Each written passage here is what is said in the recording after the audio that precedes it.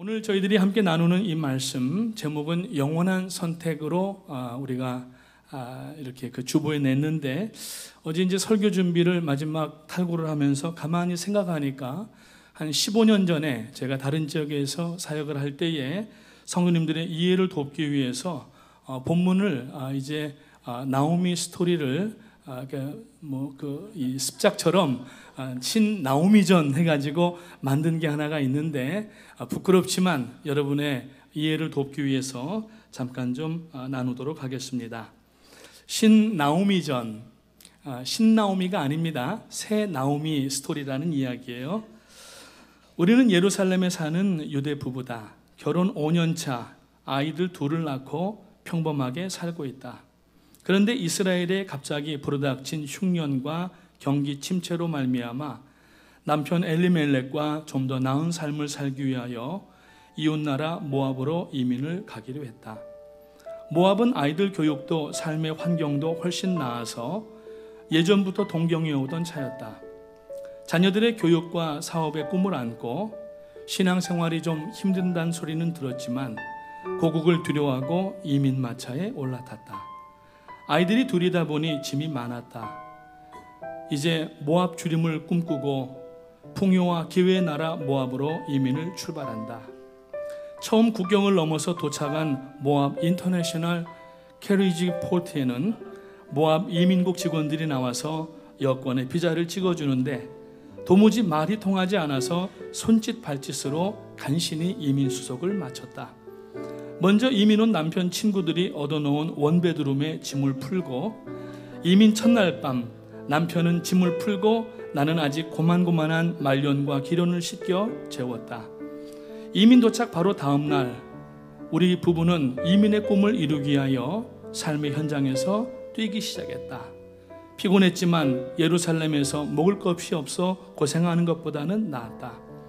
이민 마차에 대합실에 마중 나온 남편 친구가 운영하는 세탁소와 네일살롱에 각각 나가서 일을 하기 시작했다.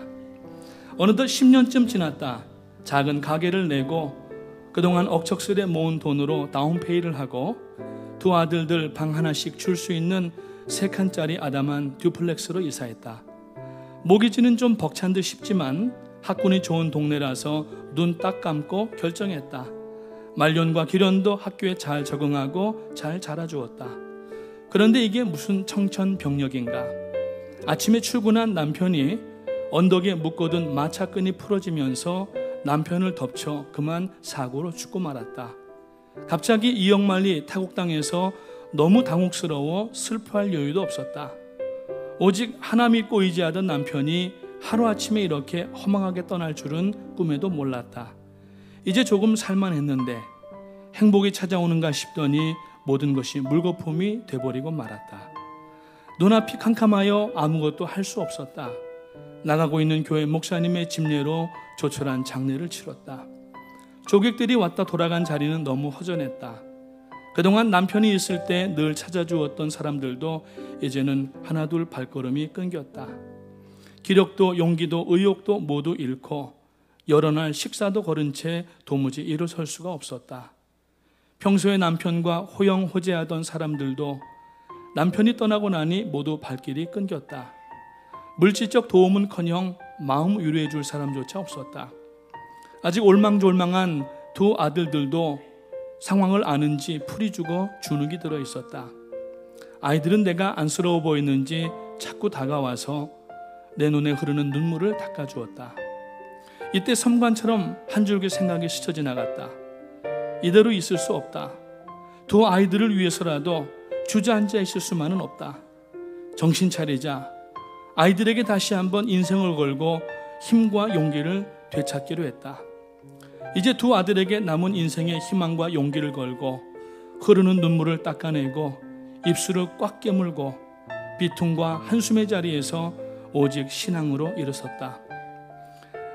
아침 저녁 뚜리잡을 뛰면서 뼈가 으스러지도록 일했다. 언어장벽으로 대학 때 전공했던 일은 엄두도 못 냈다. 목구멍이 포도청이라고 입에 풀칠은 해야 하니까 어렵사리 잡은 직장은 오전에 세탁소에 나가 배깅을 하고 오후에는 그로서리의 창고에서 박스를 뜯어 진열대에 물건을 진열하는 일이었다. 박스가 여간 무거운 것이 아니었다. 힘이 붙였다. 그래서 일이 끝나면 저녁 오피스 빌딩에 나가 청소일을 했다.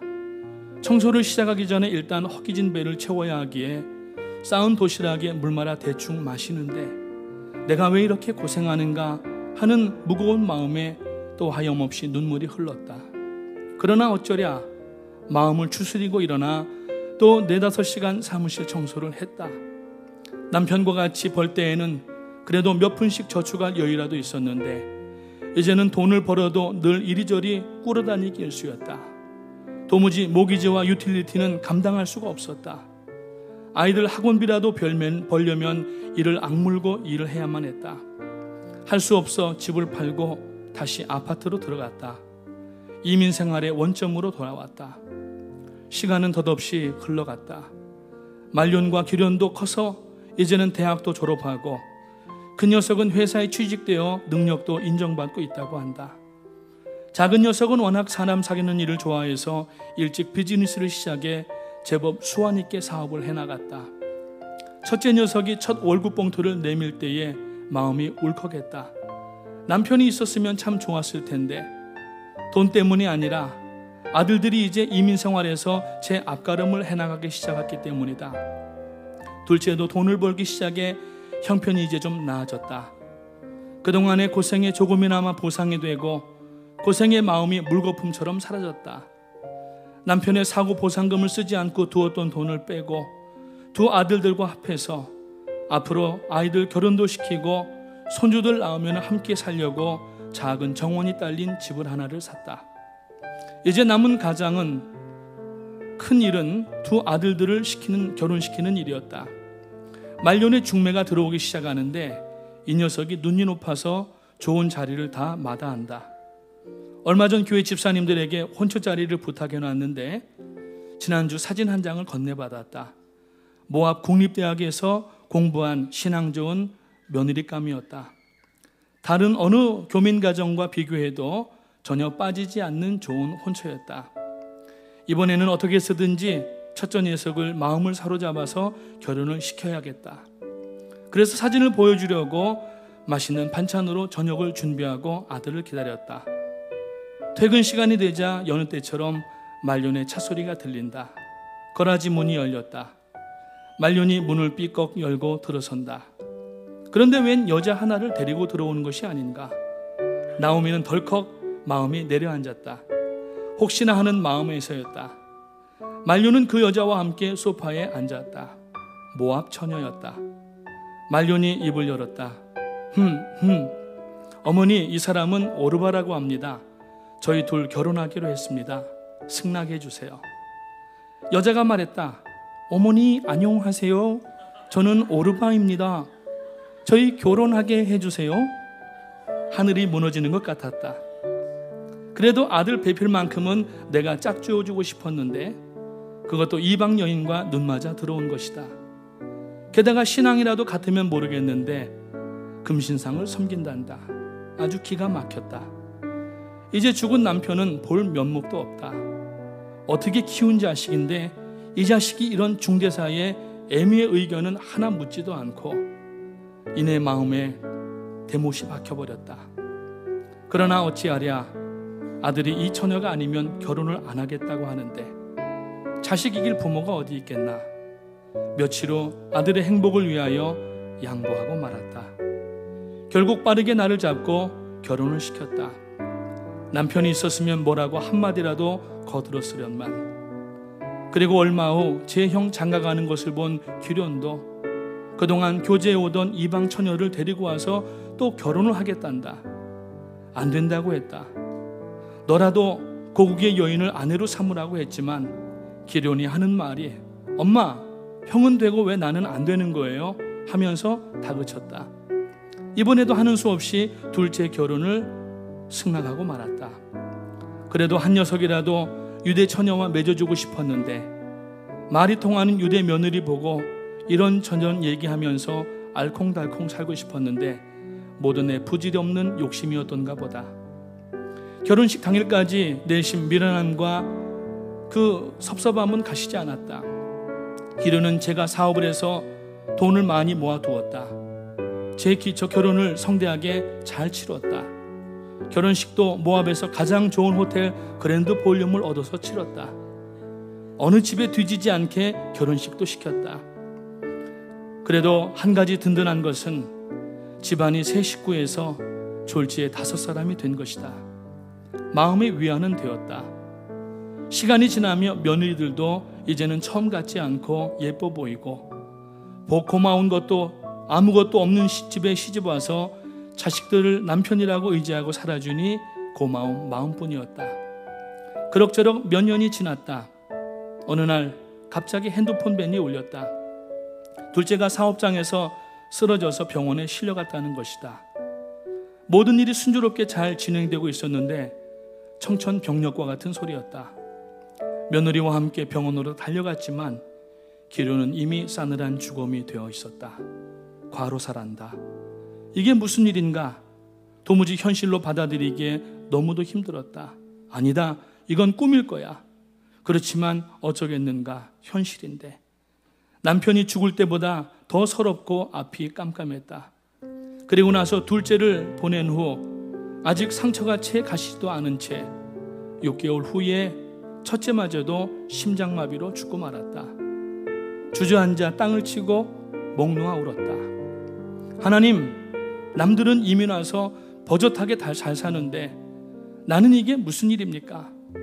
한 번도 아니고 남편과 2 자식, 3식이나 앞서 보내고 어떻게 살라는 말입니까? 저에게 왜 이렇게 혹독한 고난을 주십니까? 왜 나는 이렇게도 박복합니까? 저희 집 대를 끊어놓으십니까? 하며 목 놓아 울었다. 그러나 어쩌랴, 모든 것은 지나갔다. 이제 눈물도 다 말라 나오지도 않았다. 아무것도 붙잡을 게 없다. 막막했다. 아들들마저 약속이나 한 듯 한꺼번에 다 떠나고 경제적인 어려움도 이만저만이 아니었다. 자식들을 잃을 슬픔도 있지만 집안에 돈 버는 사람이 없고 새 과부만 얼굴 마주보고 앉아 먹고 살 일이 더 걱정이었다. 세월이 약이라고 3번 남편과 아들 2을 보내고 나니 이것도 이력이라고 인해 마음은 덤덤해졌다. 어느 날이었다. 예루살렘의 풍년 소식과 함께 경기가 안정되고 흉년 때 이민 나간 동포들이 다시 돌아가고 있다고 하는 소식이 들려왔다. 게다가 여기민자들에게는 안정할 수 있도록 정부 보조금도 주는 법안이 며칠 전 산헤드린에서 통과되었다는 것이다. 그렇다. 더 이상 상처 많은 이 땅에서 살 이유가 없다. 이제 남은 인생은 하나님만 섬기며 고국으로 돌아가 살아야겠다. 이민 나올 때 유산으로 받은 땅이 베들레헴에 있는데 그거 처분하면 그래도 일단은 먹고 살 수 있을 것이다. 그래, 고국으로 돌아가자. 급기야 귀국을 결심하였다. 한 가지 걱정은 오르바와 룻 2 며느리를 불러서 이별을 고하고 2 며느리들을 친정으로 돌려보낼 작정인데 과연 얘들이 어떻게 받아들일지 모르겠다. 그래도 둘 다 착하고 의지됐었는데 하나님 저희를 불쌍히 여겨 주시옵소서.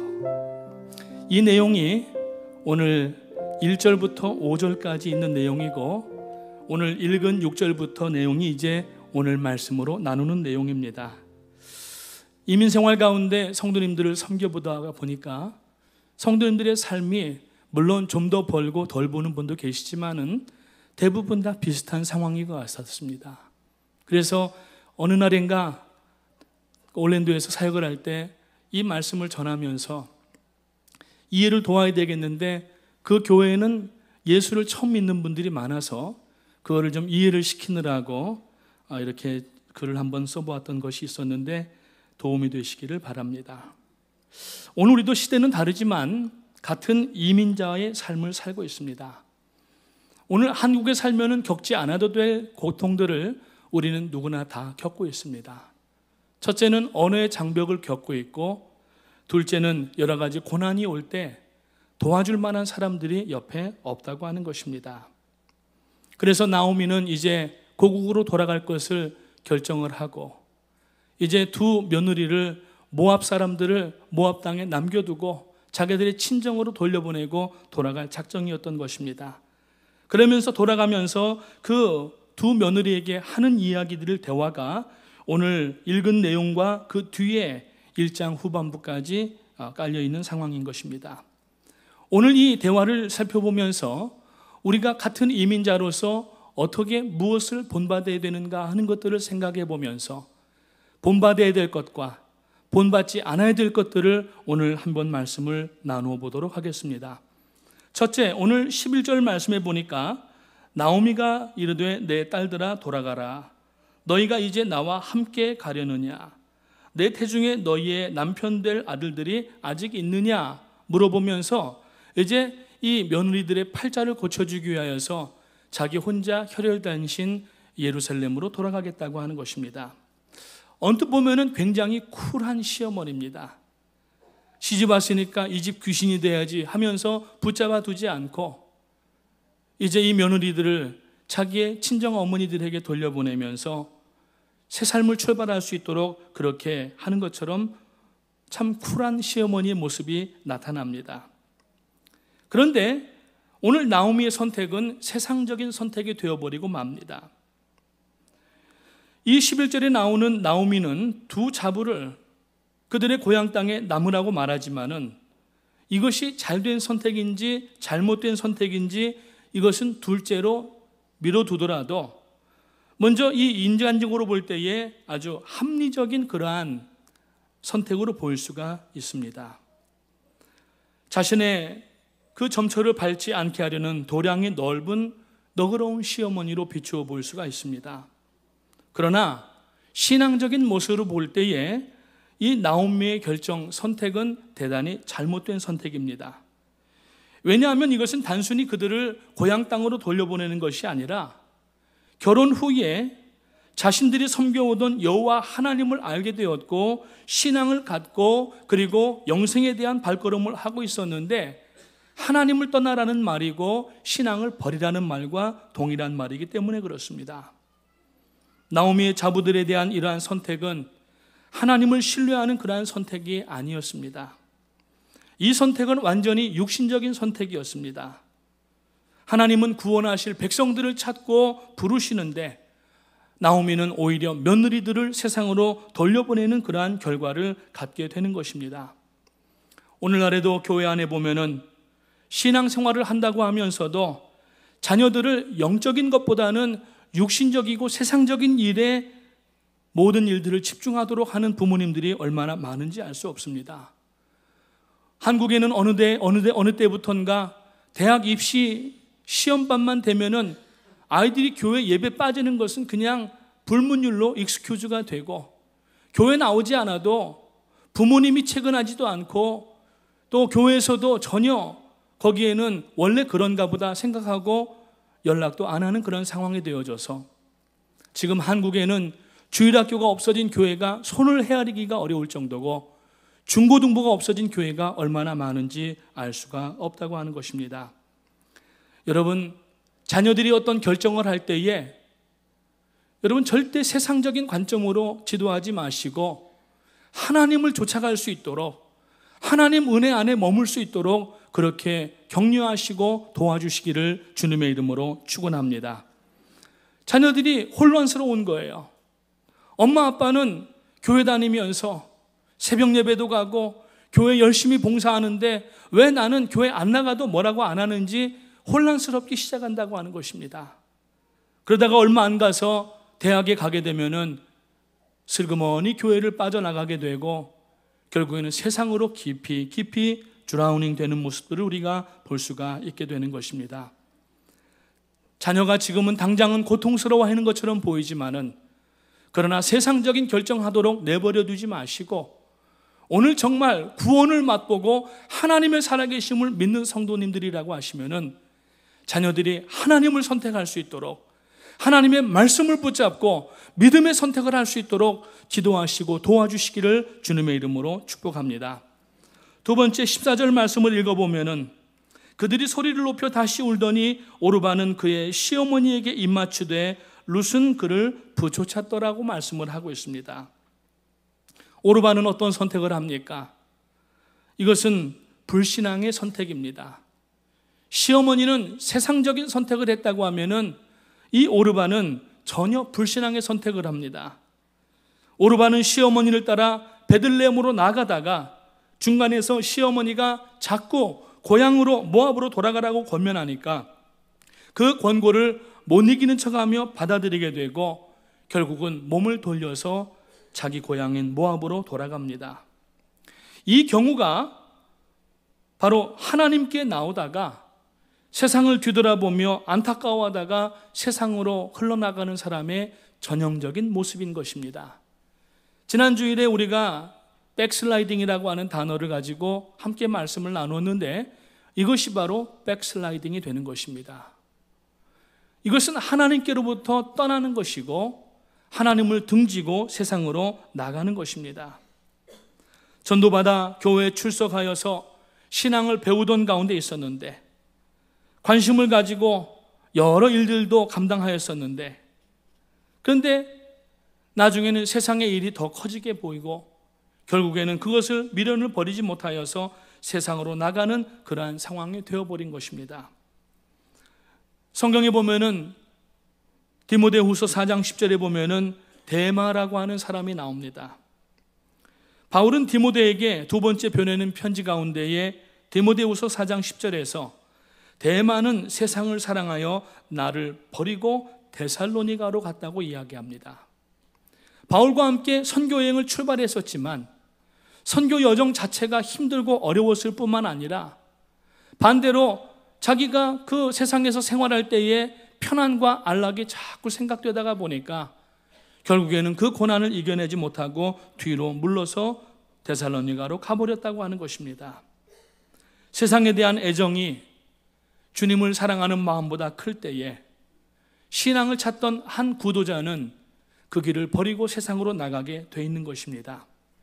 마태복음 13장에도 보면은 4가지 종류의 밭에 대해서 예수님께서 비유를 하시는데 하나는 돌짝밭과 하나는 가시밭과 그리고 하나는 길가밭과 마지막으로 옥토밭이 나옵니다. 이 4가지 중에서 만약에 신앙생활하다가 뒤로 나가는 그러한 일이 있다고 하면은 이것은 돌짝밭에 버려진 씨가 되는 것입니다. 조금은 자라났습니다.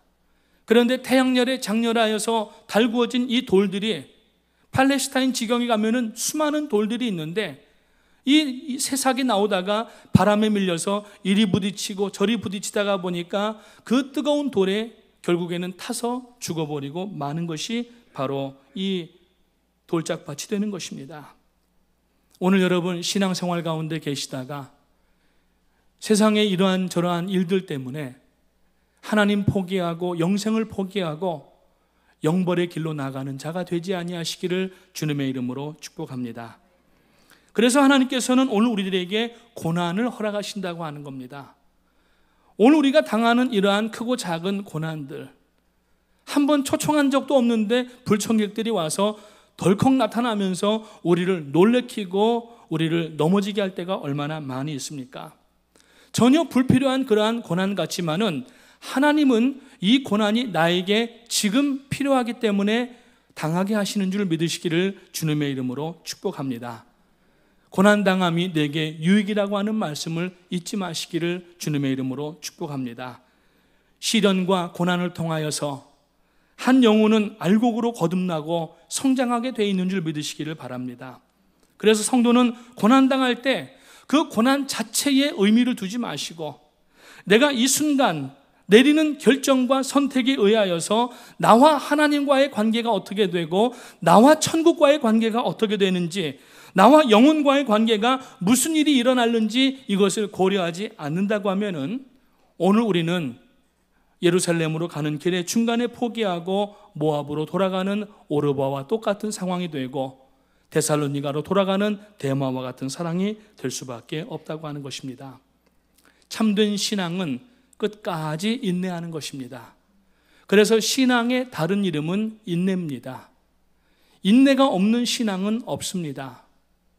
오늘 어떤 역경과 고난이라 할지라도 어쩌면 내가 이것을 이겨내지 못할 것 같은 그러한 고난이라 할지라도 하나님은 우리에게 감당할 만한 고난을 허락하시고 시험을 당할 즈음에는 피할 길도 내어주시는 하나님이신 줄 믿으시기를 주님의 이름으로 축복합니다. 그래서 야고보 사도는 야고보서 5장 7절 말씀 가운데 보니까 그러므로 형제들아 주의 강림하시기까지 길이 참으라고 말씀합니다. 보라, 농부가 땅에서 나는 귀한 열매를 버리고 길이 참아 이른 비와 늦은 비를 기다린다고 말씀하고 있는데, 오늘 여러분, 농부가 가을에 추수하기 위해서는 한여름에 뙤약볕 가운데 나가서 김도 매야 되고 물고도 터줘야 되고 때로는 물을 막기도 해야 되고 어려운 그러한 고난을 잘 넘길 때에 가을에 여러분 추수단을 들고 하나님 앞에 기쁨을 누릴 수가 있게 되는 줄 믿으시기를 주님의 이름으로 축복합니다. 참 신앙은 하나님의 말씀에 의지하여서 끝까지 참고 기다리는 것입니다. 참고 기다리는 것을 신앙이라고 얘기하는 것입니다. 오늘 여러분, 환난이 찾아올 때, 우리들에게 고난이 엄습할 때에 오르바처럼 불신앙적 선택을 하지 마시고, 여러분, 우리 하나님의 성회의 신학자 중에 찰스 핀이라고 하시는 분이 있는데, 그분의 책 가운데 보면은 하나님께서는 한 성도가 고난의 가시밭을 지날 때 맨발로 뛰어들어가게 하지 아니하시고 그 고난의 가시밭길을 넉넉히 밟고 지나갈 수 있는 튼튼한 신발을 준비해 주신다고 말씀합니다. 오늘 여러분, 하나님은 우리에게 정말 모진 하나님이 아니십니다. 하나님은 무자비하신 하나님이 아니십니다. 하나님은 지금 우리에게서 눈동자를 떼지 아니하시고 우리의 길을 인도하시고 손을 붙잡아 넘어지지 않게 하시고 오늘 우리를 하나님께서 도와주시는 하나님이심을 믿으시기를 주님의 이름으로 축복합니다. 마지막으로 룻의 선택입니다. 오늘 17절 말씀을 읽어보겠습니다. 어머니께서 죽으시는 곳에서 나도 죽어 거기 묻힐 것이라. 만일 내가 죽는 일 외에 어머니를 떠나면 여호와께서 내게 벌을 내리시고 더 내리시기를 원하나이다 하는지라고 말씀을 하고 있습니다. 이 롯의 선택은 육신적으로 볼 때에는 정말 미련하기 짝이 없는 선택입니다. 시어머니 계속 쫓아갔다가는 재취할 수 있는 기회도 없어지게 되고 팔자 고칠 그러한 상황이 안 되는 것입니다. 더군다나 이스라엘에 가게 되면은 이방 여인이라고 하는 이유로 생김새와 피부가 다르고 말이 다르기 때문에 손가락질과 멸시천대 받을 것이 뻔한 일인데, 그런데 이 룻은 시어머니를 끝까지 쫓아가기로 결정하는 모습을 볼 수가 있는 것입니다. 결국 이 룻은 자신을 위하여서 실용주의를 선택하지 아니하고 신앙의 길, 믿음의 길을 선택하는 모습을 볼 수가 있습니다. 오늘날 이 시대를 지배하는 가장 중요한 사상 중에 하나가 실용주의, 프래그매티즘이라고 하는 것인데, 이것의 아주 무서운 함정은 무엇인가 하면은 이것이 나에게 편리한가, 이것이 나에게 얼마나 이익을 가져다 주는가, 내가 이 사람을 밟고 가면은 얼마나 성공할 수가 있는가 하는 것들만 생각하게 하고 사물들을 바라보게 합니다. 그래서 무엇인가 결정하게 되면은 이웃과의 사랑과 이 아름다운 것들은 생각지도 아니하고, 그래서 도덕적으로 윤리적으로 분명히 잘못된 일임에도 불구하고 나에게만 좋으면은 모든 것이 다 좋다고 판단을 하고 실용주의를 택하고 나갈 때가 얼마나 많은지 알 수 없다고 하는 것입니다. 사랑하는 성도님 여러분, 오늘 우리는 실용주의에 빠지면 안 됩니다. 그것이 오늘 잘못된 신앙을 만들어내고 있고, 신앙생활을 하는 이유가 복 받고 병 낫고 자식들 출세하고 잘 살기 위해서 하는 것을 신앙생활으로 오해하는 분들이 생겨나고 있다고 하는 겁니다. 그리고 믿지 않는 사람들 가운데에서는 한탕주의가 성행해서 이것이 옳은 일인지 옳지 않은 일인지를 생각하기 전에 나에게 얼마나 많은 돈을 갖다 주는지를 먼저 생각하여서 돈만 되는 일이라고 하면은 사람의 탈을 쓰고 짐승의 결절을 할 일들이 얼마나 많은지 알 수가 없습니다. 실용주의는 신앙의 최대의 적입니다. 실용주의적 사고방식은 하나님의 뜻을 우리들의 뜻에 끼워 맞추는 그러한 잘못된 신앙으로 나가게 됩니다. 그래서 하나님 앞에 기도하면서 하나님의 뜻을 묻고 나가야 되는데, 다 자기가 결정해놓고 하나님은 그냥 복만 부어주시기 원합니다 하며 나가게 되는 그러한 잘못된 기복적인 신앙으로 나갈 수밖에 없다고 하는 것입니다. 오늘 우리 성도는 하나님의 뜻이라면 고난도 달게 받는 하나님 중심 성도가 되시기를 주님의 이름으로 축복합니다. 예수님도 자신 한 몸만 생각하셨다고 하면은 십자가에 못 박혀 죽으실 이유가 없는 겁니다. 그러나 하나님께서 구원하기로 작정하신 백성들을 위하여서 그들의 구원은 주님께서 꼭 십자가에 달려서 피를 흘려야만 구원을 이룰 수가 있기 때문에 주님은 아무런 죄도 흠도 없으시지만은 십자가에서 못 박혀 죽으시면서 그 실용적인 생각보다는 하나님의 구원을 생각하며 십자가를 달게 지시는 주님의 모습을 우리가 볼 수가 있다고 하는 것입니다. 오늘 우리가 내 유익과 내 명예를 벗어버리고 주님을 따르면서 아무리 나에게 고난을 주고 어려운 일이라 할지라도 그 길로 선택하며 나갈 수 있는 믿음의 성도님들 되시기를 주님의 이름으로 축복합니다. 룻은 과연 신앙적인 선택, 영원한 선택을 했습니다. 이 여인이 시어머니를 따르겠다고 선택한 것은 그냥 어머니 말을 따르겠다는 얘기가 아닙니다. 오늘 16절 말씀을 보게 되면은 룻이 이르되 내게 어머니를 떠나며 어머니를 따르지 말고 돌아가라 강권하지 마옵소서. 어머니께서 가시는 곳에 나도 가고 어머니께서 머무시는 곳에 나도 머물겠나이다. 어머님의 백성이 나의 백성이 되고 어머니의 하나님이 나의 하나님이 되시리로다고 말씀을 하고 있습니다. 룻은 눈에 보이지 않지만은 살아계셔서 만물을 섭리하시는 유일하신 하나님을 이미 알았기 때문에 현세의 만족과 번영보다도 어머니를 쫓아가서 지금 어머니의 백성이 나의 백성이 되고 어머니의 하나님이 나의 하나님이 된다는 이야기는 이것은 어떤 민족을 넘어서서 어떠한 그러한 이 민족적인 관념을 넘어서서 하나님의 자녀와 백성이 되었다고 하는 것을 이 얘기를 하는 것입니다. 여기만이 구원이 있고 여기만이 하나님의 은혜가 있는 줄 알기 때문에 나더러 어디 가란 말입니까? 나는 갈 수 없습니다. 나는 어머니만 쫓아가겠습니다. 라고 그렇게 이야기를 하는 겁니다. 14절 말씀을 보겠습니다. 그들이 소리를 높여 다시 울더니 오르바는 그의 시어머니의 입맞추되 룻은 그를 부ቾ찼더라고 말씀을 합니다. 여기 지금 오르바는 시어머니에게 입을 맞췄다고 합니다. 입을 맞췄다라는 얘기는 say bye, 안녕히 가세요. 그럼 저는 제 길 가겠습니다. You go your way, I'm go my way. 그리고 뒤로 돌아서 가는 장면을 어머니의 입을 맞췄다라고 표현하는 겁니다. 그런데 보니까 룻은 뭐라고 얘기했냐면은 시어머니를 부ቾ찼더라 이렇게 얘기해요. 부ቾ찼더라.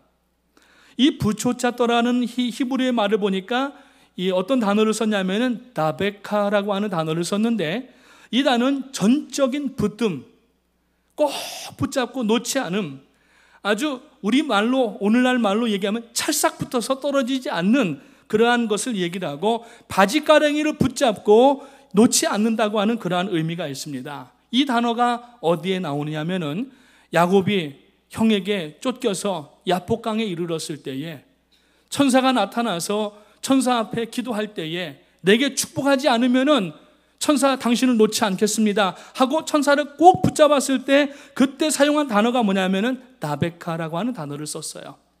그래서 천사가 복을 줄 때까지 환도표가 위골될 때까지 하나님 앞에 기도하고 붙잡았던 모습을 볼 수가 있는데 오늘 이 룻이 시어머니를 부쫓았더라고 하는 말은 시어머니만 단순하게 붙잡는다는 얘기가 아니라 하나님을 붙잡는다는 이야기고 천국을 붙잡는다는 이야기인 줄을 아시기를 주님의 이름으로 축복합니다. 결국 시어머니를 따라 베들레헴으로 와서 살게 됩니다. 여러분 뒤에 읽어보면 잘 아시지만 왜 룻기가 이렇게 구약성경 앞에 나오고 있습니까? 모세오경을 지나가지고 바로 나오게 되는 장면인데 이것은 예수 그리스도의 계보와 관련된 것인데 이 룻이 결국에는 이 베들레헴으로 가서 시어머니와 어렵게 살았지만 나가서 남의 밭에 가서 이삭을 줍다가 보아스라고 하는 한 남자를 만나게 되는데 그 보아스와 결혼을 하게 됨으로 말미암아서 그 계대를 통하여서 예수 그리스도가 나시는 놀라운 그 반열에 서게 되는 것을 우리가 알게 되는 것이라고 하는 겁니다. 예수 그리스도가 이 땅에 오시는 것을 위하여서 나오미가 그 의미 없는 고난을 당한 것이 아니라 비록 나에게는 고난이었지만은 하나님 앞에 참고 견디고 인내할 때에 하나님은 나를 통하여서 하나님의 구원의 계획을 이루어가고 계셨고, 그 가문을 통하여서 하나님은 예수 그리스도께서 여자의 후손으로 이 땅에 오게 하신 것을 볼 수가 있다고 하는 것입니다. 고로 지금 여러분들이 당하시는 고난은 의미 없는 고난이 아닙니다. 시간 낭비가 아닙니다. 쓸데없는 일이 아닙니다. 슬프고 고난 가운데에도 오늘 우리는 정확하게 영적인 선택, 영원한 선택, 성경적인 선택, 신앙적인 선택을 하게 되시기를 주님의 이름으로 축원합니다. 그래서 오늘 이 자리 가운데에 아직까지 예수 그리스도를 구주로 영접하지 않은 분이 있다고 하면은 여러분 선택하시기 바라고, 그리고 교회 생활을 하면서 지금 신앙 생활하고 있지만은 불쑥 고난이 튀어나올 때마다 우리가 하나님 앞에 불평하고 원망하던 습관이 있었다고 하면은 이제 다 내어버리고 믿음으로 고난의 선택들도 달게 받을 수 있도록 하시기를 주님의 이름으로 축원합니다. 오늘 이 나오미의 가정에 룻의 역사하셨던 그 하나님은 우리가 지금 예배하고 있는 동일하신 하나님이심을 믿으시기를 주님의 이름으로 축복합니다. 지금 혹시 신앙생활 가운데, 세상의 삶 가운데 어떤 선택의 갈림길 가운데 여러분이 있으시다고 하면은 그 선택이 기본적으로 하나님께 영광 돌리는 선택인가? 이 선택이 지금 성경에서 나에게 말씀하고 있는 그 말씀에 대한 선택인가 하는 것을 예민하게 돌아보시고, 불신앙적인 선택, 세상적인 선택은 다 끊어버리시고 오늘 하나님 앞에 나와 하나님을 붙잡으시는, 참으로 이 룻이 시어머니 나오미를 붙여쳤던 것처럼 하나님을 꼭 붙잡고 여러분 한시라도 놓치지 아니하는 신앙의 룻들이 되시기를 주님의 이름으로 축원합니다.